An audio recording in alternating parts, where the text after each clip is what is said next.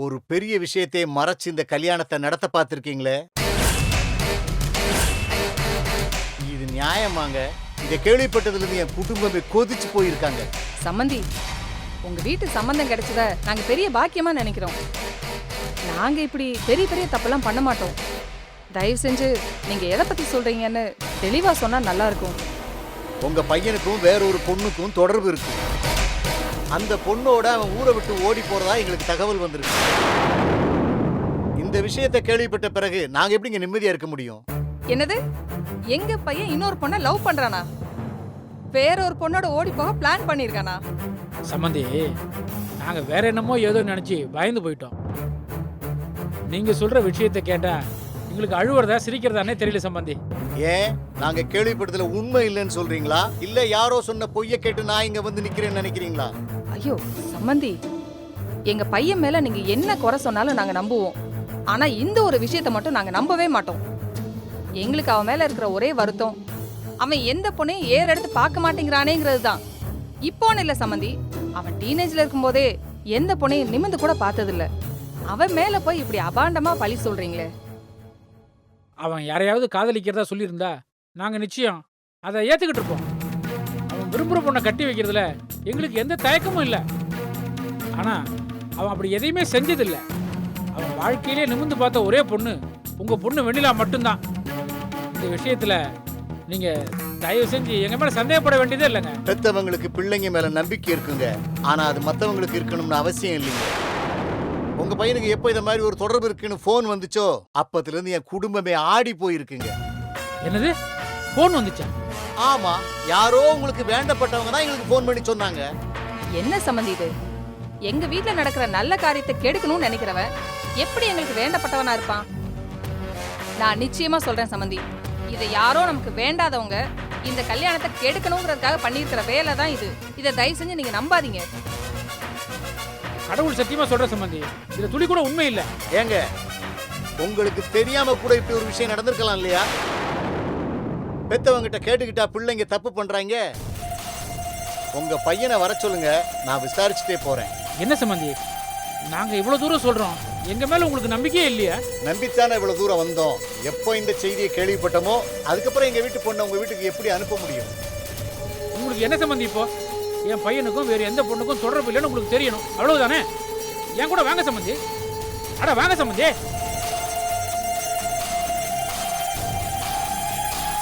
ஓம் காளி. வாங்க சம்பந்தி, வந்து பாருங்க என் பையனை. ஓம் காளி. ஓம் காளி. ஓம் காளி. ஓம் காளி. ஓம் காளி. ஓம் காளி.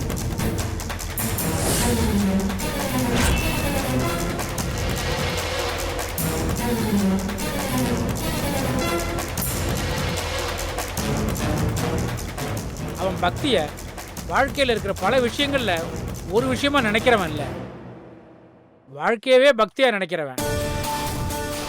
அவனை போய் ஒரு பொண்ணோட சம்பந்தப்படுத்தி பேசுறீங்களே சம்பந்தி.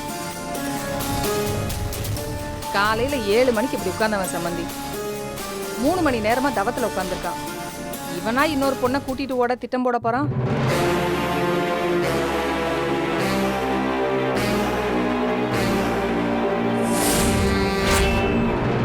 இந்த கல்யாணத்துல நாங்க மறைச்ச ஒரே ஒரு விஷயம், அது எங்க பையனோட இந்த பக்தி தான். அவன் பக்தியில ரொம்ப தீவிரமா இருப்பான். நாங்களும் குடி சிகரெட்டு சீட்டுன்னு இல்லாம பக்தியில தானே இருக்கான்ட்டு மனசை தேத்திக்கிட்டோம். உண்மையை சொல்லணும்னா அவன் பேண்ட் சட்டை கூட போட மாட்டான் சம்மந்தி. எப்பவும் காவி வேஷ்டியும் துண்டுமா தான் இருப்பான். நாங்க தான் உங்க வீட்டுக்கு பொண்ணு பார்க்க வரும்போது பேண்ட் சட்டை போட சொல்லி கட்டாயப்படுத்தி கூட்டிட்டு வந்தோம். இவனுக்கு கல்யாணம் ஆயிடுச்சுன்னா இந்த மாதிரி விஷயங்கள்லாம் கொஞ்சம் கொஞ்சமா சரியாயிடுங்கிற நம்பிக்கையில தான் இந்த சம்பந்தத்துக்கே தயாரானோம். எங்களை போய் ஏமாத்துறோம்னு சொல்லிட்டீங்களே சார்.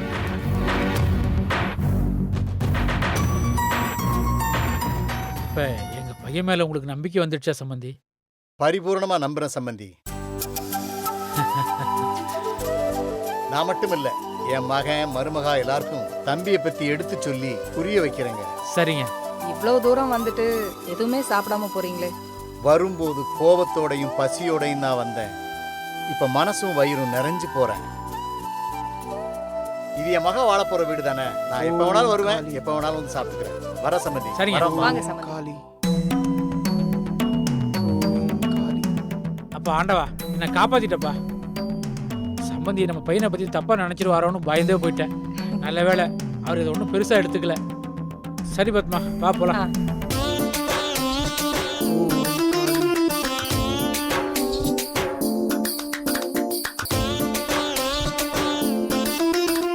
இந்த திருமணம் நின்றுவிடும் என்று நினைத்தால் இன்னும் உறுதியாகிவிட்டதே. வேறு ஏதாவது ஒரு வழியைத்தான் யோசிக்க வேண்டும்.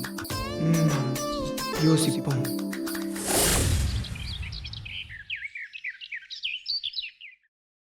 தாமரை, தாமரை. மாமா, பையன் வீட்ல பேசிட்டீங்களா? என்ன சொன்னாங்க? நம்ம கேள்விப்பட்ட விஷயம் உண்மை இல்லல்ல? தாமரை, அன்னைக்கு இவனும் ஒருத்தன் போன்ல பேசினான்ல, ம். அவன் பேசினதுல ஒரு துளி கூட உண்மை இல்ல தாமரை. யாரோ அந்த குடும்பத்துக்கு வேண்டாதவங்க அந்த கல்யாணத்தை நிறுத்தணுங்கிறதுக்காக அப்படி ஒரு பொய்ய சொல்லி இருக்காங்க. அந்த குடும்பத்தை பத்தி நல்லா விசாரிச்சேன் தாமரை. அந்த பையன் ரொம்ப ஒழுக்கமான பையன். முதல்ல அவன் ஒரு பொண்ணை பாத்திருக்கானா, அது நம்ம வெண்ணிலா தாம்னா பாத்துக்கேன்.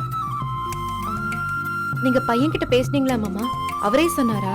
தாமரை, என்ன இருந்தாலும் அவருக்கு நான் பொண்ணு கொடுக்குற மாமனார். என்கிட்ட பேசுறதுக்கு அவருக்கு ஒரு சங்கோஜமா இருக்கும், எனக்கும் ஒரு சங்கோஜமா இருக்குமா இல்லையா? அதனால பையனோட அப்பா அம்மா கிட்ட பேசினேன். பையனை பத்தின எல்லா டீட்டெயிலையும் அவங்க என்கிட்ட சொன்னாங்கம்மா. அதுக்கப்புறம் அவர் மேல இருந்த சந்தேகமே எனக்கு தீர்ந்து போச்சுமா. பையன் கிட்டயும் ஒரு வார்த்தை கேட்டுடலாம் மாமா. ஏன் கேட்கணும் தாமரை? நான் தான் நேர்ல பார்த்தேனே. 7 மணிக்கு தியானத்துல இருந்தவன் 10 மணி வரைக்கும் இருக்காமனா அவன் நல்ல பையனா தானே இருக்கணும். தாமரை, அவங்கிட்ட இருக்க ஒரே கெட்ட பழக்கம் அதிகமா சாமி கும்பிடுறதுதான். அதான் நானும் நேர்ல பார்த்தேனே. வீடு முழுக்க ஒரே சாமி படங்களா மாட்டி வச்சிருக்கான். செல்ஃப் ஃபுல்லா ஒரே சாமி புஸ்தகங்களா அடுக்கி வச்சிருக்காம்மா. 24 மணி நேரமும் காளி காளி காளின்னு அர்ச்சனை பண்ணிட்டே இருக்காம்மா. காளியை தரிசிக்கிறது தான் அவனுடைய ஒரே லட்சியம்னா பாத்துக்கங்க. அது மட்டும் இல்லம்மா, வீடு உண்டு, தியானம் உண்டு, கோயில் உண்டுமா. இப்பேற்பட்ட பையன் எப்படி தப்பானவனா இருக்க முடியும்? தாமரை, அவன் பேண்ட் செட்டு கூட போடுறது இல்ல. காவி வேட்டி, காவி சட்டை, காவி துண்டு தான் போட்டிருப்பானா. அவ்வளவு ஏன், வெண்ணிலாவை பொண்ணு பார்க்க வந்தப்ப கூட அவங்க அப்பா அம்மா கட்டாயப்படுத்தினாலதான் பேண்ட் சட்டை போட்டு வந்திருக்கான். இந்த காலத்துல இப்படிப்பட்ட பையனை பார்க்க முடியுமா தாமரை? அவனை பத்தி நல்லா விசாரிச்சிட்டம்மா. அவன் மேல எனக்கு முழு நம்பிக்கை வந்துருச்சு. அவனோட ஒரே பிரச்சனை அதிகமா சாமி கும்பிடுறதுதான். தாமரை, 24 மணி நேரமும் சாரே கடையில கிடக்கிறவனுக்கு தான் பொண்ணு கொடுக்க கூடாது. சாமி கும்பிடுறவனுக்கு பொண்ணு கொடுத்தா என்ன தப்பு? ஏன் மாமா, பக்தி அதிகமா இருக்கிறது கூட கொஞ்சம் கஷ்டம் தானே? ஏம்மா அப்படி சொல்ற? ஆமா, அளவுக்கு மீறினா அமுதமும் நஞ்சுங்கிறது பக்திக்கும் பொருந்தும் தானே? அது எப்படி சொல்ல முடியும்? இந்த காலத்துல ஒரு ஒழுக்கமான பையன் கிடைக்கதே குதிரை கொம்பா இருக்கு. அப்படி இருக்கும்போது குடி இல்லாம, சிகரெட் இல்லாம, தண்ணி இல்லாம ஒருத்தன் இருக்கான்னா அது எவ்வளவு பெரிய விஷயம் தாமரை. மாமா, ஒரு வயசு பையன்னா 4 பேரோட ஊர் சுத்துறது, விதவிதமா ட்ரெஸ் பண்றது, சினிமா பாக்குறது, பைக் ஓட்டுறது, இப்படிலாம் இருந்தா தானே இயல்பா இருக்க முடியும். கல்யாணத்துக்கு அப்புறமும் அவர் இதே மாதிரி காவி வேஷ்டியோட தான் இருப்பேன், 3 மணி நேரம் தியானம் பண்ணுவேன்னு இருந்தா வெண்ணிலாவை அவரால் சந்தோஷமா பாத்துக்க முடியுமா? எனக்கு என்னமோ அப்படிப்பட்ட பையனோட நம்ம வெண்ணிலா சந்தோஷமா இருக்க முடியாதுன்னு தான் தோணுது. தாமரை, ஒரு விஷயத்தை நல்லா புரிஞ்சுக்கோ. குறையே இல்லாத பொம்பளைங்க இருக்காங்க, ஒரு குறையும் இல்லாத ஆம்பளைங்க இந்த உலகத்திலே கிடையாதுப்பா. ஏன் என்னையே எடுத்துக்க. உங்க அத்தைக்கு எனக்கும் கல்யாணமான புதுசுல நான் அடிக்கடி குத்தாலம் போயிடுவேன். 3 நாள் 4 நாளைக்கு அங்கே குடியும் கும்மாளமா கூத்தடிச்சுக்கிட்டு இருப்பேன். நம்ம வீட்டு சொத்துல பாதி அப்படித்தாமா நான் அடிச்சேன். உங்க அத்தை வந்துதான் என்ன கொஞ்சம் கொஞ்சமா மாத்துனா. இப்ப 4 பிள்ளைங்களை பெற்று வளர்த்து ஆளாக்கி நான் நல்லா இல்லையா? ஏன் நம்ம பாரியே எடுத்துக்க. உனக்கும் அவனுக்கும் கல்யாணமான புதுசுல அவன் கொஞ்சம் முன்ன பின்னதான் இருந்தான். நீ அவனை மாத்தி கொண்டு வந்தியா இல்லையா? அதே மாதிரி நம்ம வெண்ணிலாவும் அவனை கொஞ்சம் கொஞ்சமா மாத்தி குடும்ப வாழ்க்கைக்கு தகுந்த மாதிரி கொண்டு வந்துருவாமா. இந்த பாருமா, ஒரு ஆம்பளைய நல்லவனா ஆக்குற பொறுப்பு ஒரு பொம்பளை கையில தான் இருக்கு. நீ கவலைப்படாதம்மா. நம்ம வெண்ணிலா அவனை பிரமாதமா ஆக்கி காட்டுவாமா. எனக்கு என்ன தலையெழுத்தாப்பா? கண்டபடி உட்கார்ந்து திருத்தி சரி பண்ணோன்னு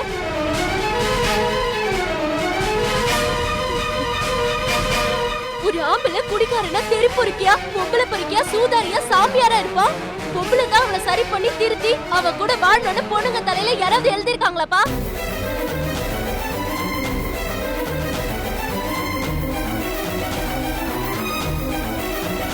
அது இல்ல வெண்ணிலா, இங்க ஆம்பளைக்கு ஒரு வாழ்க்கை, பொம்பளைக்கு ஒரு வாழ்க்கை தானே இருக்கு. அப்பா அந்த அர்த்தத்துல தான்டா சொன்னேன். உங்க எண்ணத்தை தூக்கி குப்பையில போடுங்கப்பா. நான் தெரியாம தான் கேக்குறேன். பொம்பளைங்க யாராவது குடிச்சிட்டு வாழ்க்கையை தொலைச்சிட்டு தெருவுல நின்னா அவங்கள சரி பண்ணி வாழ்றதுக்கு இங்க எந்த ஆம்பளையாவது தயாரா இருக்காங்களாப்பா? எங்களுக்கு மட்டும் என்னப்பா தலையெழுத்து ஆம்பளைங்களை சரி பண்ணி வாழணும்னு? எனக்கும் நிறைய கனவு இருக்குப்பா, ஆசை இருக்கு. அதெல்லாம் தொலைச்சிட்டு இவனை திருத்துறதுதான் என் வாழ்க்கைனா அவன் பின்னாடி போய் நிக்கணுமா? இல்லம்மா, அந்த ஜோசியர் வர்ற சித்திரக்குள்ள உனக்கு கல்யாணம் நடக்கணும்னு சொன்னாரு. அப்படி பண்ணலனா இன்னும் 3 வருஷம் தள்ளி போயிரும்னு சொன்னாரு இல்லையா? உங்க ஜோசியத்தை தூக்கி குப்பையில போடுங்கப்பா.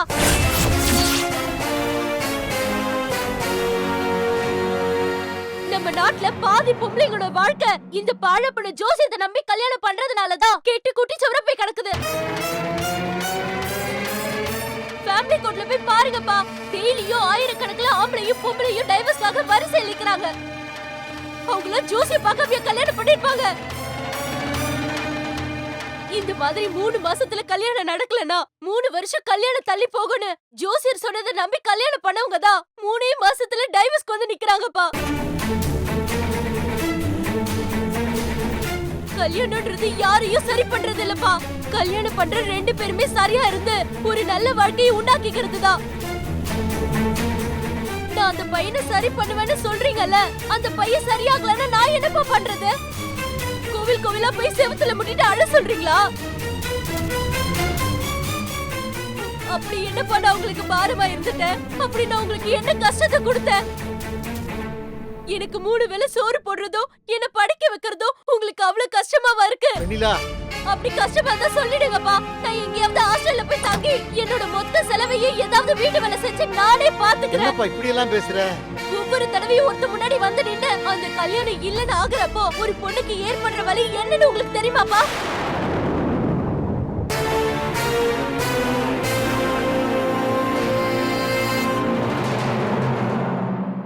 அப்பவே செத்தரலாம் போல இருக்கும்பா. அதை தாண்டிதான் ஒவ்வொரு பொண்ணும் இங்க வாழ்ந்துட்டு இருக்காங்க. வெண்ணிலா, அப்பா நான் இப்ப சொல்றதுதான்ப்பா கடைசி.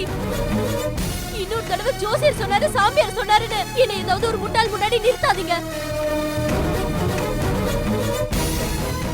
அப்படிதான் நிறுத்துவேன் நீங்க புடிவாது புடிச்சீங்கன்னா அப்புறம் இந்த வீட்ல நடக்கிறதே வேற. முதல்ல அந்த சாமியார் பையன் வீட்டுக்கு போன் பண்ணி எங்களுக்கு இந்த கல்யாணத்துல இஷ்டம் இல்லைன்னு சொல்லுங்க. இனிமே நான் சொல்ற வரைக்கும் இந்த வீட்ல என் கல்யாணத்தை பத்தி யாரும் யோசிக்க கூடாது. வெண்ணிலா, அப்படி மீறி முடிவு பண்ணீங்கன்னு வெச்சுக்கோங்களேன், நான் எங்கேயாவது கண் காணாத இடத்துக்கு போயிடுவேன். நல்லா ஞாபகம் வச்சுக்கோங்க. வெண்ணிலா நில்லுமா. வெண்ணிலா,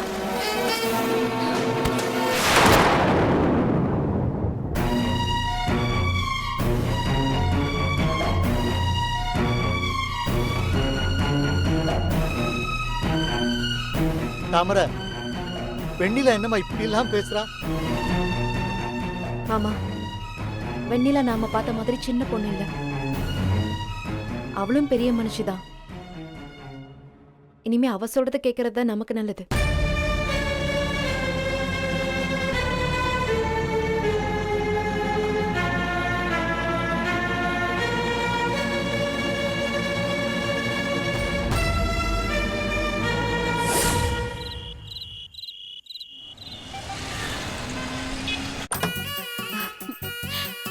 என்னங்க படம் சூப்பரா இருந்தது.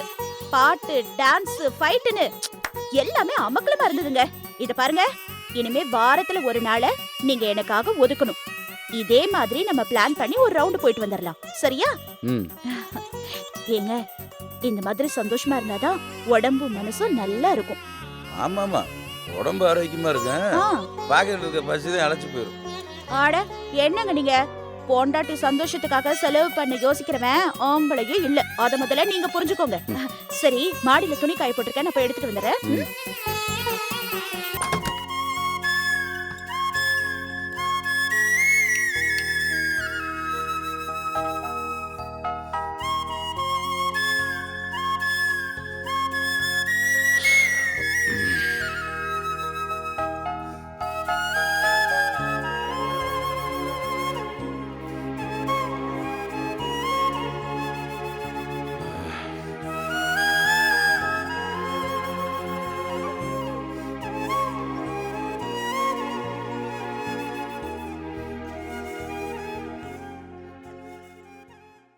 அண்ணே சொல்லுண்ணே.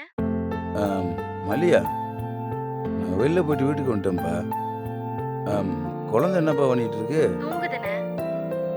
சாப்பிடுச்சா? சாப்பிட்டுச்சுண்ணே. சாப்பிட்டு தான் தூங்க வச்சேன்.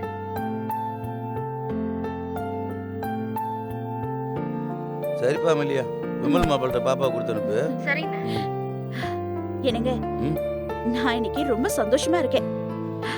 நம்ம 2 பேரும் ஒன்னா சேர்ந்து வெளியில போய் எவ்வளவு நாள் ஆச்சு. ம். ஆனா மனசுக்குள்ள ஏதோ ஒரு உறுத்தலுங்க. உறுத்தலா? ஆமாங்க. இன்னைக்கு எத்தனை பேரோட கண் திருஷ்டி நம்ம மேல பட்டிருக்கும் தெரியுமா? அதுலயும் என்னை விட உங்களுக்கு தாங்க நிறைய திருஷ்டி பட்டிருக்கும். ஏன் எனக்கு மட்டும் என்னவா ஸ்பெஷலா? நீங்களே ஸ்பெஷல் தானே. உமாவுக்கு உரிமை இருக்குன்னு கோர்ட்ல தீர்ப்பு சொன்னதுக்கு அப்புறமும் நீங்க என் பேச்ச கேட்டுட்டு எனக்கு கட்டுப்பட்டு ரொம்ப நல்ல புருஷனா இருந்து என்ன சந்தோஷமா வச்சிருக்கீங்கல்ல. இதுக்கு எத்தனை பேருக்கு பொறாம தெரியுமா?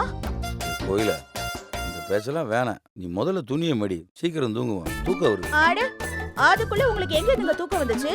நான் சொல்றத முழுசா கேளுங்க. மாடி வீட்டு கல்யாணி அக்கால இருந்து நம்ம தெருவுல இருக்கிற பொம்பளைங்க எல்லாரும் நம்ம 2 பேரையும் எப்படி வெறிச்சு வெறிச்சு பார்த்தாங்க தெரியுமா? அத்தனை கந்திருஷ்டியும் உங்க மேலதாங்க இறங்கி இருக்கும். அதுல அந்த உமாவோட கந்திருஷ்டி தான் ரொம்ப அதிகம். ஏய், இப்ப எதுக்கு தேவையில்லாம அவ பேச்சு எடுக்கிற? நாம சந்தோஷமா போனத அவளும் தானே வயிற்றுச்சலோட பார்த்தா. என்ன சொல்ற? நாம ரவி என்னாச்சு கடை எதிர்க்க பூக்கார அம்மாவை நிறுத்தி பூ வாங்கணும்ல, அப்ப உமா அந்த கடையில தான் இருந்தா.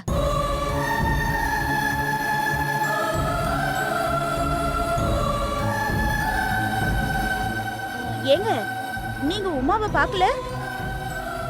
அவளை பார்க்காம இருக்கிறதா நல்லது. அவளும் அவ முகர கட்டையும்.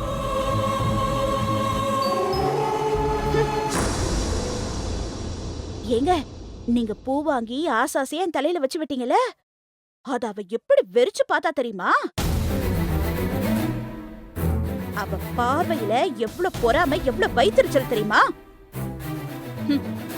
நம்ம சந்தோஷம் கெட்டு போயிடுமேனு யோசிச்சுதான் அவளை சும்மா விட்டேன். இல்லனா அங்கேயே அவளை நல்லா கேட்டிருப்பேன். ஏய் கோயில, போதும், தலைவலிக்கிற மாதிரி இருக்கு. என்னங்க உட்காருங்க. கல்லடி பட்டாலும் கண்ணடி படக்கூடாதுன்னு சொல்லுவாங்க. உங்களுக்கு ஏதாவது ஒண்ணுனா நான் தானே கடைசியில அழுவணும். நீங்க இங்கே இருங்க, நான் இதை வந்துடுறேன்.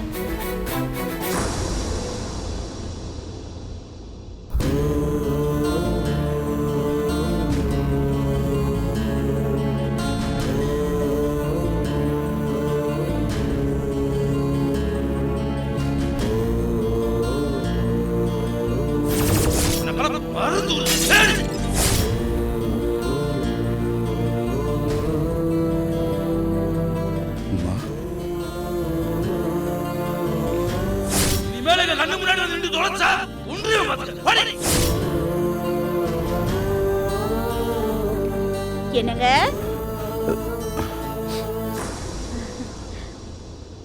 என்னங்க, எந்திரிச்சு நில்லுங்க, எந்திரிச்சு நில்லுங்க. ஏய் கோயில, எதுக்கு கோயில அதெல்லாம்? ஆட, உங்களுக்கு என்னங்க தெரியும்? நீங்க பேசாம அப்படியே நில்லுங்க. நல்ல கண்ணு, நொல்ல கண்ணு, ஆம்பளை கண்ணு, பொம்பளை கண்ணு, முக்கியமா அந்த பொறாமக்காரி உமாவோட கண்ணு, ஊரு கண்ணு, உறவு கண்ணு, பேய் கண்ணு, நாய் கண்ணு, பிசாசு கண்ணு, எல்லா கண்ணும் உங்களை விட்டு விலகி போகணும். 3 முறை துப்புங்க. கோயில, இதெல்லாம் தப்பு கோயில. நல்ல மனசு உள்ளவங்க செய்யற காரியம் அது. ஆட, அதெல்லாம் ஒண்ணும் தப்பு இல்ல. பெருசா புத்தி சொல்ல வந்துட்டீங்க. முதல்ல நீங்க துப்புங்க. 3 தடவை துப்புங்க. ம் ம்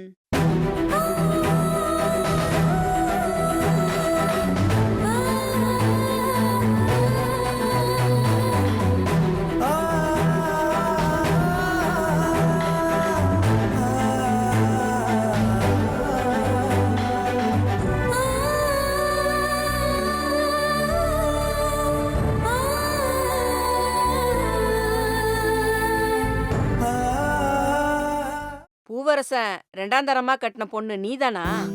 அம்மா, ஏதோ ஒரு சூழ்நிலையில அப்படி நடந்து போயிடுச்சுமா. அதுக்காக தயவு செஞ்சு என்ன வேலையை விட்டு